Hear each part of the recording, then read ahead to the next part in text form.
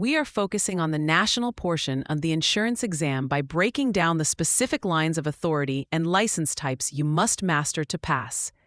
On the exam, you will be tested on your ability to distinguish between various lines of authority, which are the specific categories of insurance products a producer is legally allowed to sell. The most common lines include life, accident and health or sickness, property casualty, variable life and variable annuity, and personal lines. Each of these lines is treated as a separate legal qualification. You cannot simply get a life insurance license and assume it covers everything related to a person's well-being. For example, if a question asks what line of authority is required to sell a disability income policy, you must select accident and health. Life insurance authority is strictly limited to coverage on human lives, including endowments and annuities. This is a frequent trap where the exam presents a scenario of a producer wanting to add health products to their portfolio. The answer will always involve the necessity of a separate examination and a specific filing for that additional line of authority. Moving into the property and casualty lines, the exam will often try to confuse you with the definitions of risk.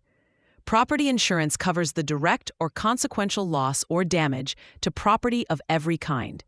Casualty insurance is centered on legal liability, including that for death, injury, or disability, or damage to real or personal property. A major exam trap involves homeowners' policies. While a homeowner's policy covers both the house and liability, the exam might ask which license is required to sell comprehensive commercial liability. In that case, a personal lines license would be the wrong answer because personal lines are limited to non-commercial property and casualty risks. You must have a full casualty license for commercial risks. One of the most technically demanding areas of the national exam is the variable life and variable annuity line of authority. This line is unique because it involves products that carry investment risk. To sell these, you are required to hold both a state insurance license for the variable line and a federal securities registration, which is typically a Series 6 or Series 7 through FINRA. The exam loves to ask what is required for a producer to sell variable universal life insurance.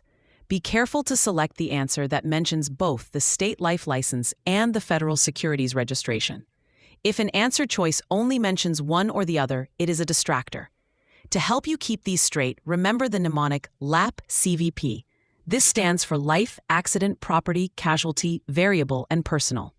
Think of it as doing a lap around the insurance field to earn your CVP or Certified Valuable Producer status.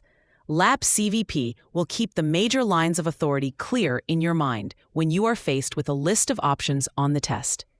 Another area where students often lose points is in the maintenance of these lines. The exam will ask about the status of a license if one qualification lapses. It is vital to understand that your authority is segmented.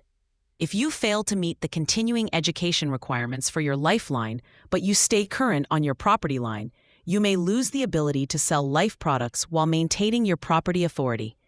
This also applies to the variable line. If a producer loses their FINRA registration, they immediately lose their state variable authority, even if their underlying life license is still in good standing. Finally, watch out for questions regarding limited lines. These are specific restricted lines of authority for products like travel insurance, credit insurance, or car rental insurance.